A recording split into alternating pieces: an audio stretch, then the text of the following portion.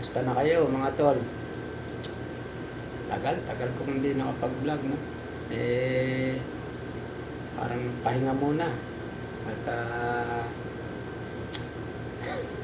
naumay ako bigla. Pag-vlog ko. Parang nakakadismaya kasi yung mga nangyari, no? Ito opinion ko lang, no, sa mga nakita ko yung isang BBM vlogger. Nakita ko lang kagabi, no. Kagabi nakita ko diyan sa social media, no, na binaril nga daw. Tapos may nakita ako sa mga video niya kung paano niya tirahin si si BP Inday, si PR artist, Tatay Digong, no. At tindi yung mga sinasabi niya, yung kay BP Inday, kung murahin niya, kung ano-ano mga sinasabi niya, no. Napanood niyo naman siguro. Tapos si Tatay Digong parang yung payata yung yung sumasayaw-sayaw siya na yung ba yung tatay mo, cartoon gano'n. Tapos lalagay sa garapon. Yun ang hawak niya, parang gano'n. Ngayon, may mga lumalabas naman na issue na nagkaunsihan, no. Hindi natin alam kung totoo yun. Yun ang mga lumalabas. At may nakita rin ng video niya na umiiyak na sinasabi yung boyfriend niya, yung ex niya, gano'n. Siguro naman mga kababayan na mapanood niyo yun. Ako hindi ko talaga kilala yun, yung babaeng vlogger na yun, kasi hindi, sa totoo lang talaga, no. Hindi ako tumatangkilik ng mga loyalistang vlogger o mga dilawang vlogger. Pinapanood ko yung mga lang talaga, yung mga DDS vlogger, kasi manood ka man ng ng vlog ng kalaban ng DDS, wala ka namang ibang maririnig na na mabuti. So never akong pera na lang yung mga dumadaan dyan sa newsfeed ko sa Facebook. Actually yung Facebook ko na take down, no, sa tagal ng Facebook ko. Wala, na-take down na. Gumawa na ako ng bago. Dahil nga, wala, na-take down ni Meta, no? Siguro sa mga post ko, siyempre, yung post natin, puro naman lang talaga. Politika lang, no? So, balik tayo doon sa, yung BBM vlogger na yun, sinasabi. Ano ba yun? Mima, ano ba yun? Hindi ko kilala, So, yun nga, napanood ko yung mga video niya na kung paano niya tirahin si BP Inday Sara, kung hindi natin alam kung sino yung tumira sa kanya, no. Parang si John Vic Remulla nga, tinira niya rin, no. Kaya hindi natin alam kung sino talaga ang patira sa kanya. May sinasabi siya, may video siya sa boyfriend niya, ganun. Si John Vic Remulla, tinira niya rin.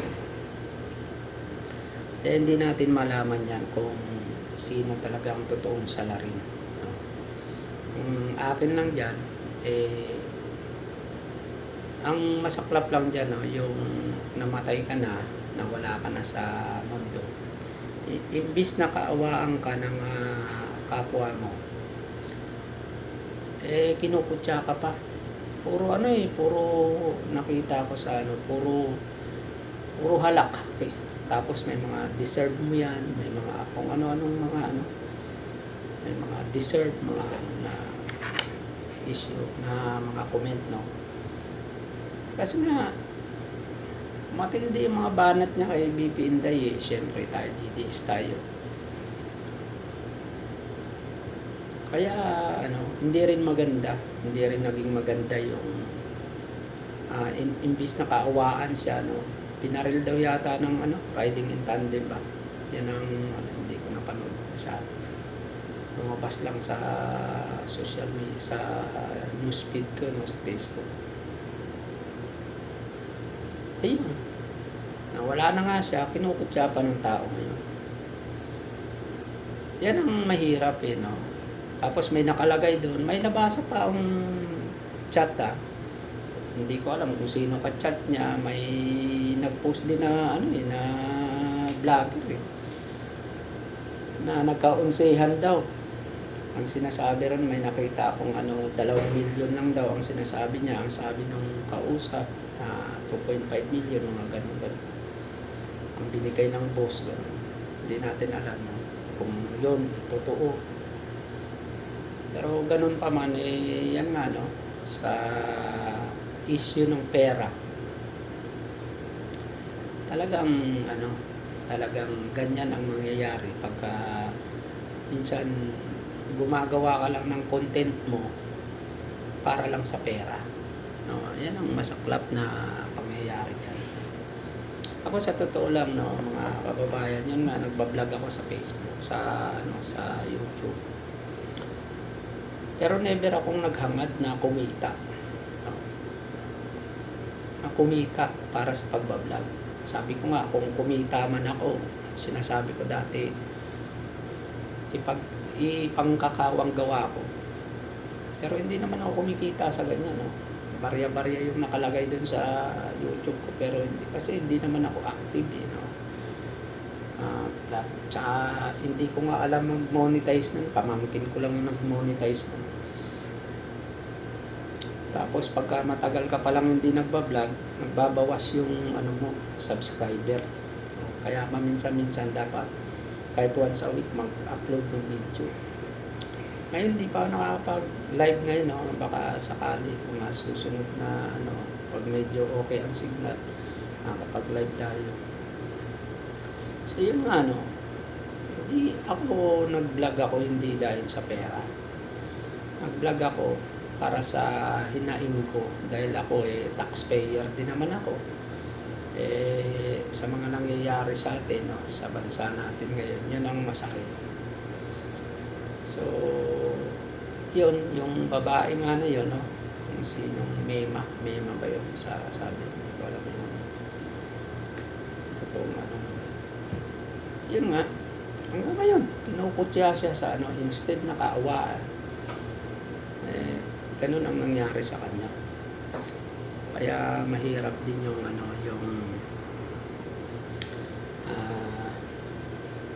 magbablog ka kahit alam mong hindi totoo yung mga sinasabi mo, dahil nga lang sa pera, no? Nakita ko may picture din siya kay Lisa Marcos, kay Bongbong Marcos, yung babae. At ano pa ba yung nakita kong dumadaan lang sa newsfeed ko. Meron pa na yung nagparitoke pala siya ng mukha, hindi siya ganun ka yung mukha niya ngayon, tsaka yung mukha niya dati pala iba. Kinukutya pa nga siya ron pinaritoke raw yung pera. Yung mga nababasa ko lang sa pero yun, yun nga ang masaklap na katotohanan, na instead nakaawaan ka ng ng kapwa mo, kukutsain ka pa, magtatawanan ka pa. Ganyan ang tignan mo yung mga namamatay ng mga buhaya, no? Mga buhayang politiko, imbis na kaawaan, wala, no? Kaya yun lang, sana maging aral ito, no? Huwag kayong husga huwag mong husgahan yung katulad ni Tatay Digong, no? Matanda na, sayaw-sayaw siya rin yung babae na yan, na tatay mo karton, yung ganun-ganun. Ano pa ngayon, nauna ka pang makahon kay Tatay Digong. Huwag nung kasi hindi natin hawak ang buhay natin, hindi natin alam ang buhay natin. Ngayon malakas tayo, hindi mo alam, kinabukasan pala hindi ka na magising, diba? Yung mga ganon. Kaya huwag tayong ako kahit na kahit na galit ako sa gobyerno ngayon, pero hindi ako nagsasabi na ah, yung mamatay ka ganto, yung hihiling ako ng mamatay, sila. Mahirap, hindi mo ano eh, mauna pa ako ron na mamatay sa kanila, mahirap magsalita ng gano'n. Kaya hindi natin alam, hindi natin hawak ang buhay natin. No? Kaya ano lang, galit ako sa administrasyon ngayon dahil sa mga nangyayari, dahil sa korupsyon. Pero never akong yung mga ganong estilo na pagbablog para lang sa kaya yun, magsilbing aral, no.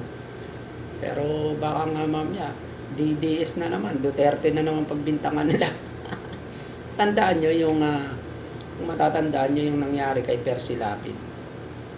Ang dami niyang tiniray ni Percy Lapid, si Marcos, Rimulya, si Boying, si Tatay Digong, si Bantag, no? Pero nung pinapatay siya, si Bantag lang ang pagbintangan. Kaya yun, nagtatago si Bantag hanggang ngayon, General Bantag. Pero hindi maano yan eh, kasi sabi nga no, si Tatay Digong kung ganung klaseng tao siya, sabi niya, hindi ako papatay, hindi siya pumapatay ng walang dahilan. Hindi siya magpapatay ng tao ng walang dahilan na titira lang sa kanya. Ultimong mga reliyista ng mga makakalimang grupo, di ba? Kung matatandaan nyo, hinarap niya nga eh. Pero wala siyang pinapatay na sabihin mo nagsalita ka. Kasi freedom of expression nga yan eh. May kalayaan tayo sa opinion natin. No? So, sabi nga, kung gustong papatay ni Tatay Digong si Percy Lapid, nung nakaupo pa siya, di ba? Kaya lang wala eh. So, yun, parang ganun. No? Baka mamaya, isisi na naman ito sa wala. Yan ang ano nyo eh. Yan ang mahirap, no? Yung pera-pera na magsasalita ka lang para manira ka ng ibang tao, para lang magkapera, kasinungalingan. Sabi ko nga, ako kung kahit na ganito lang, maliit lang ang sahod ko, no? Eh sumasapat naman sa mga pamilya ko. Hindi ako umaasa dito sa kikita ko sa YouTube, hindi ako umaasa. Ang inaano ko, yung hinaing ko lang bilang isang mamayang Pilipino, yun lang yung sa akin.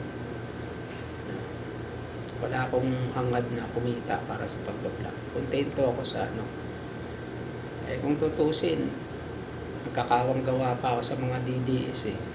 Sarili kong pera galing sa bulsa ko, galing sa sweldo ko. Hindi ako nagsasalita para magkapera. No? Mahirap yun, mahirap maghangad ng sobra. So, yun lang mga tol, no? Ingat tayong lahat dyan natin. Salamat.